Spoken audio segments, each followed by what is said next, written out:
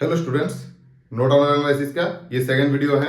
आज हम पढ़ने वाले हैं एक दूसरा एग्जांपल कैसे करते हैं इन डिटेल्स मैं इस वीडियो में आपको समझाने वाला हूं। अगर आपको किसी भी जगह पे कोई भी प्रॉब्लम हो तो मुझे कमेंट पे बताइए। तो चलिए शुरू करते हैं। Show that the current flowing through 100 ohm resistor is 0.2 ampere.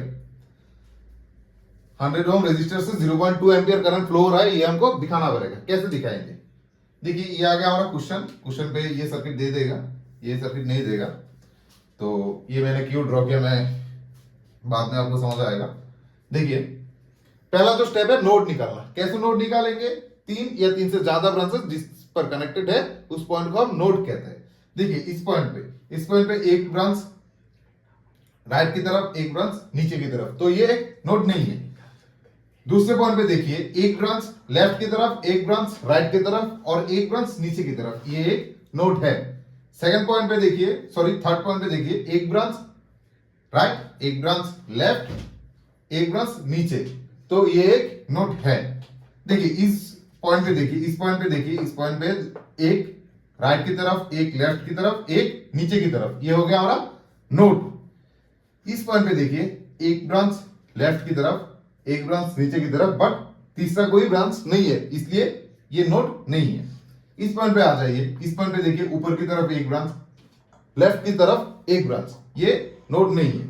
इसके बाद इस पॉइंट पे आते हैं, इस पॉइंट पे देखिए, ऊपर की तरफ एक ब्रांच, राइट की तरफ एक ब्रांच एंड लेफ्ट की तरफ एक ब्रांच, इसलिए ये पॉइंट भी एक नोड है। इस पॉइंट पे ऊपर एक, राइट एक, लेफ्ट एक, ये भी एक नोड। इस पॉइंट पे राइट की तरफ, लेफ्ट की तरफ, ऊपर की तरफ, राइट लेफ्ट ऊपर, ये भी एक नोड है। ये हो गया हमारा नोड निकालना। अब क्या करेंगे? नेक्स्ट स्टेप है इक्विपोटेंशियल नोड। इक्विपोटेंशियल नोड किसको कहता है? अगर दो नोड के बीच कोई सोर्सेस नहीं है तो हम उन दोनों नोड को एक पॉइंट पे लाके छोड़ते हैं और उस पॉइंट को हम कहते हैं इक्विपोटेंशियल नोड। कैसे?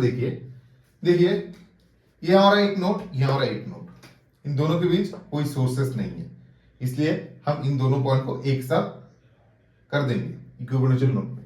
इन दोनों नोड के बीच एक सोर्स है। क्या है? एक रेजिस्टेंस। तो हम इन दोनों पॉइंट को इक्विपोटेंशियल नोड पे कन्वर्ट नहीं करेंगे। देखिए, इन दोनों नोड के बीच, ये दोनों तो नोड नहीं है तो जाने दीजिए। ये दोनों नोड के बीच, ये तीनों नोड के बीच कोई भी सोर्सेस नहीं है, इसलिए हम इन तीनों को एक नोड पे कन्वर्ट करेंगे, मतलब एक इक्विपोटेंशियल नोड पे कन्वर्ट करेंगे। कैसे करेंगे? देखिए, अगर हम इस लाइन को इस लाइन से जोड़ दे, सॉरी ऐसा नहीं, अब देखिए, ये हो गया,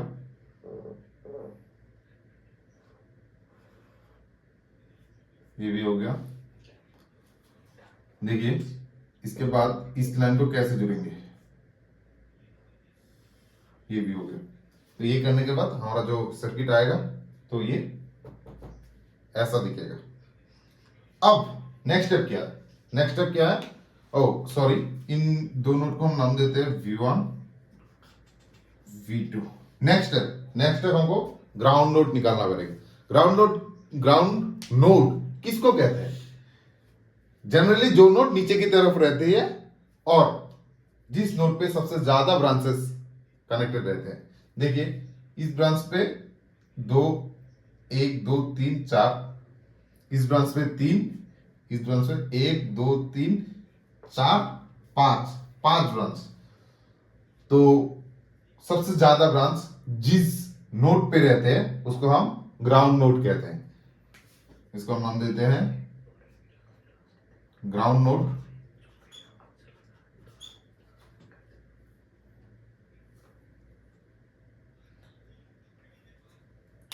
अब देखिए, ग्राउंड नोड निकालने के बाद हमारा नेक्स्ट स्टेप है जो V1 एंड V2 से करंट को बाहर की तरफ फेंकना पड़ेगा।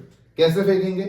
देखिए, हम V1 से I1 करंट को बाहर की तरफ फेंके, इस ब्रांच से भी I2 एंड इस ब्रांच से I3, इस ब्रांच से I5 करंट को हमने बाहर की तरफ फेंका। अब आ जाते हैं दूसरे नोड पे। इस ब्रांच से और ये तीन नंबर ब्रांच, 3 नंबर, इस करंट को हम नाम देते हैं I6, इसको हम नाम देते हैं I7, इसको हम नाम देते हैं I8। ये हो गया हमारा करंट को बाहर की तरफ फेंकना। अब हमको क्या करना पड़ेगा, अब हमको केसीएल अप्लाई करना पड़ेगा। केसीएल कैसे अप्लाई करते हैं, केसीएल हम लिखते हैं, रुकिए,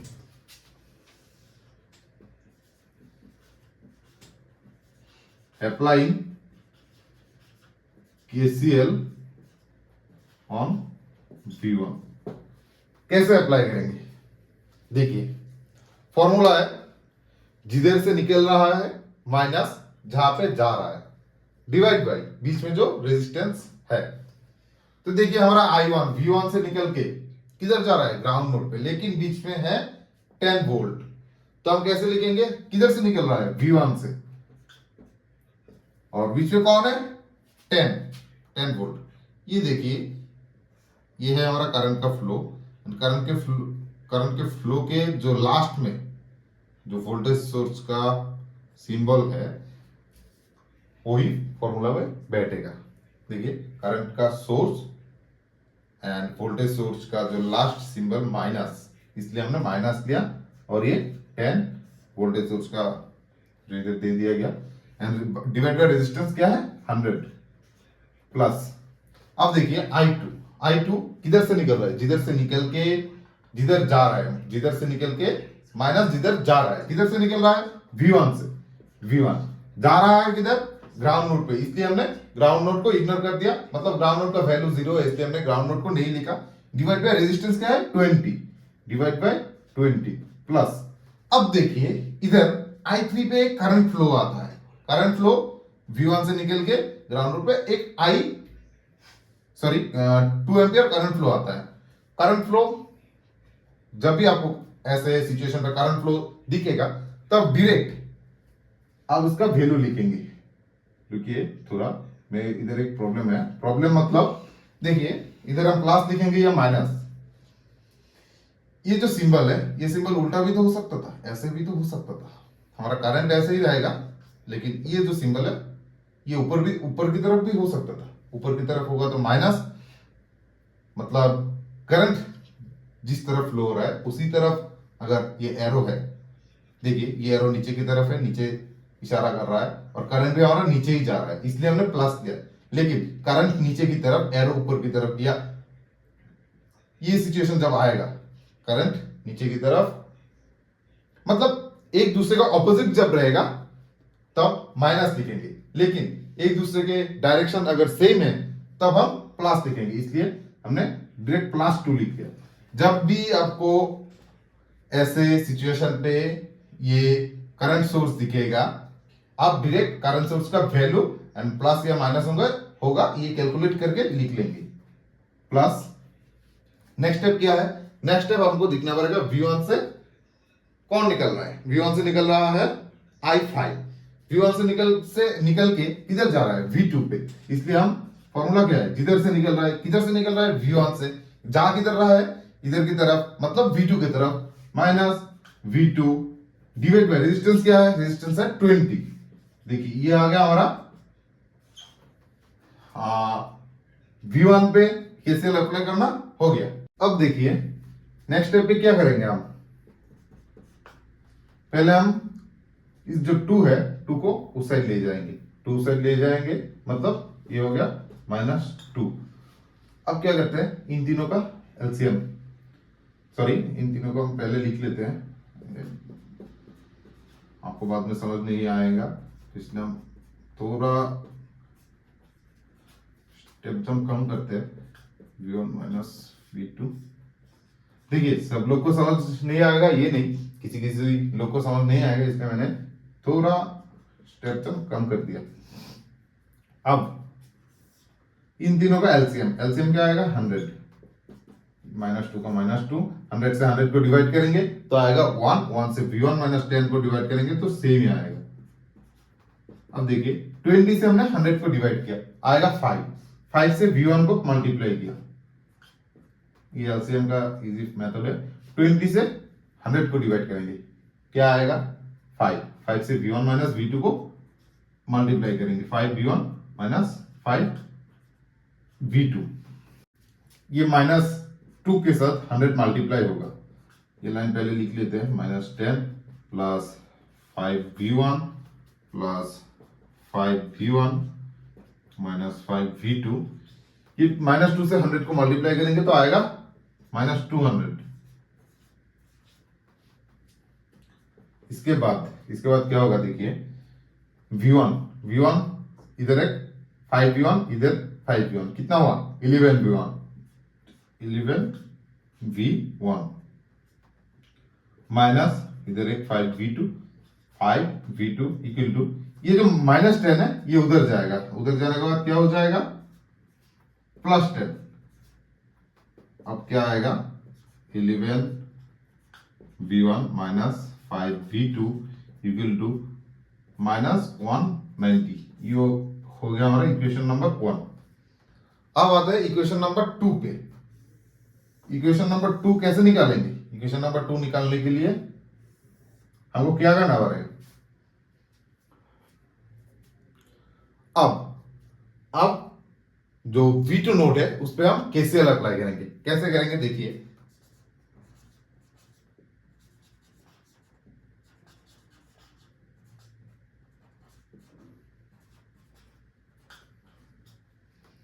देखिए, V2 से हमने करंट को बाहर की तरफ फेंका, करंट नाम है I6। हमारा फॉर्मूला है क्या, जिधर से निकल रहा है माइनस जिधर की तरफ, सॉरी जहां पे जा रहा है, किधर से निकल रहा है देखिए I6 करंट किधर से निकल रहा है V2 से। तो ये हो गया फॉर्मूला का V2 माइनस किधर पे जा रहा है V1। ये भी फॉर्मूला के अनुसार हमने लिख लिया और डिवाइड बाय रेजिस्टेंस है 20 प्लस। अब देखिए V2 से I7 करंट किधर की तरफ जा रहा है ग्राउंड नोट की तरफ। ग्राउंड नोट 0 है इसलिए हमने ग्राउंड नोट को लिखना नहीं पड़ेगा, इसलिए V2 डिवाइड बाय रेजिस्टेंस है 20। ये हो गया V2 डिवाइड बाय 20। इसके बाद देखिए I8 करंट। पहले मैं एक बात बोलना चाहता हूं, देखिए ये जो 30 ओम रेजिस्टर है, ये 10 ओम रेजिस्टर दोनों सीरीज पे है। इन दोनों को हम कॉम्बाइन करके क्या लिख सकते हैं 40 ओम प्लस करके देंगे। ये दोनों सीरीज पे है एंड सीरीज पे अगर 2 रेजिस्टर है तो हम इन दोनों को एक साथ प्लस कर देते हैं। तो ये हो गया हमारा 40, ये हो गया हमारा 40। ये दोनों को प्लस करने के बाद ये 40 ओम एंड V2 से करंट I8 निकल रहा है। I8 से निकल के किधर जा रहा है ग्राउंड नोट की तरफ, लेकिन बीच में है 100 वोल्ट, इसलिए देखिए लंबे वाले बार को प्लस, छोटे वाले बार को हमने माइनस दे दिया। देखिए करंट फ्लो किधर है, इधर से इधर की तरफ, इधर से इधर की तरफ। देखिए करंट फ्लो की तरफ मतलब करंट फ्लो के जो डायरेक्शन है उस डायरेक्शन पे कौन सा सिंबल लास्ट पे आ रहा है, प्लस या माइनस। देखिए करंट फ्लो नीचे की तरफ है, इस ब्रांच के लिए करंट फ्लो नीचे की तरफ है और नीचे माइनस सिंबल है, इसलिए हमने माइनस लेंगे। तो जिधर से निकल रहा है, किधर से निकल रहा है V2 से, जा किधर रहा है ग्राउंड नोट की तरफ, लेकिन बीच में वोल्टेज सोर्स है, इसलिए हमने वोल्टेज सोर्स का 100 और माइनस करंट के डायरेक्शन में माइनस सिंबल लास्ट पे, इसलिए minus divide by resistance, total resistance 40 equal to 0। इसका हम कैलकुलेशन करेंगे तो देखिए ये क्या आएगा,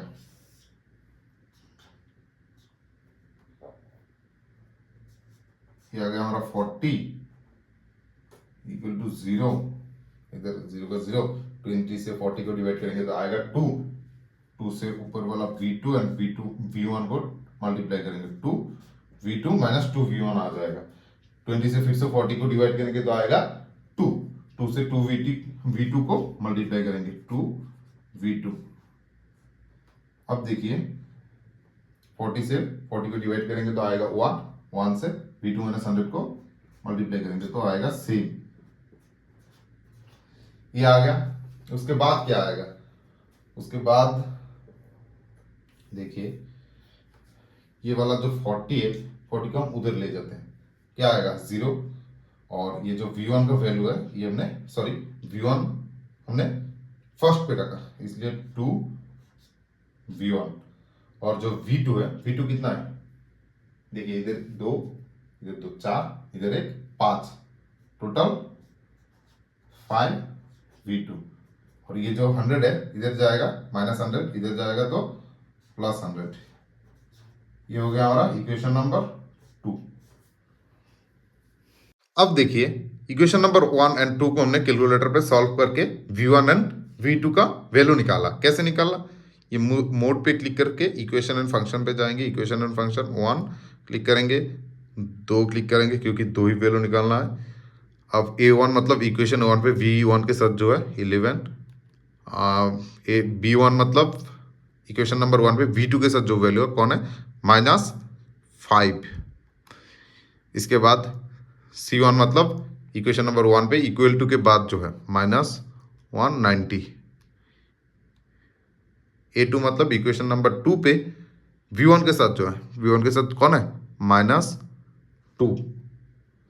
उसके बाद देखिए B2 मतलब इक्वेशन नंबर 2 पे V2 के साथ जो है, V2 के साथ जो कौन है, 5। उसके बाद देखिए C2 मतलब इक्वेशन नंबर 2 पे इक्वल टू के बाद जो चीज जो वैल्यू है, ये है 100। ये आ गया हमारा V1, ये आ गया हमारा V2। V1 -10 ampere, V2 16 ampere. V1 and V2 का वैल्यू हमने निकाल लिया। अब क्या करेंगे, क्वेश्चन पे देखिए बोल दिया गया कि 100 ओम रेजिस्टर से 0.2 एम्पियर करंट फ्लो हो रहा है। 100 ओम रेजिस्टर किधर है, देखिए और जो आंसर है, आंसर पे 100 ओम रेजिस्टर किधर है, 100 ओम रेजिस्टर है इधर। 100 ओम रेजिस्टर से कौन गुजर रहा है, देखिए I1 को हमने बाहर की तरफ फेंका था, I1 इधर की तरफ आ रहा था, इसलिए 100 ओम से I1 निकल रहा है। हाँ, I1 गुजर रहा है। I1 को हमने किससे डिनोट किए थे, I1 V1 से निकल रहा है, हमने V1 पे KCL अप्लाई किया था। तो KCL अप्लाई करने के बाद देखिए I1 को हमने लिखा था V1 -10, देखिए V1 -10 and divide by 100 formula बैठा लिया था, हो गया। तो ये है हमारा I1। तो क्वेश्चन पे कह दिया कि 100 ओम रेजिस्टर से 0.2 एम्पियर करंट हो रहा है। तो 100 ओम रेजिस्टर से कौन गुजर रहा है, I1 का डिनोट हमने इससे डिनोट किया था। तो इसीलिए इधर हमको एक लाइन लिखना पड़ेगा, आप लिख लेना अपने खाते में। हाँ, थोड़ा बोर्ड छोटा बन रहा है तो लिखना पड़ेगा कि the current flowing through 100 ohm resistor is लिखने के बाद हमको लिखना पड़ेगा ये, क्योंकि ये I1 गुजर रहा है और I1 को हमने इससे डिनोट किया था। तो ये लिखना पड़ेगा V1 -10 डिवाइड बाय 100। अब क्या करेंगे हम, अब देखिए हमारा V1 एंड V2 का वैल्यू आ गया था, इसलिए V1 की जगह V1 बैठाने के बाद आएगा -10 डिवाइड बाय 100। अब देखिए -10 और -10 जोड़ने से क्या होता है, माइनस माइनस प्लस। तो 10 और 10 प्लस मतलब 20 और जो सिंबल है माइनस, ये हो गया हमारा 100। 0 से 0 कैंसिल, 2 से 10 को डिवाइड करेंगे तो आएगा 5। ये आ गया हमारा 1/5 एंड 1/5 मतलब क्या है, 0.2 एम्पियर।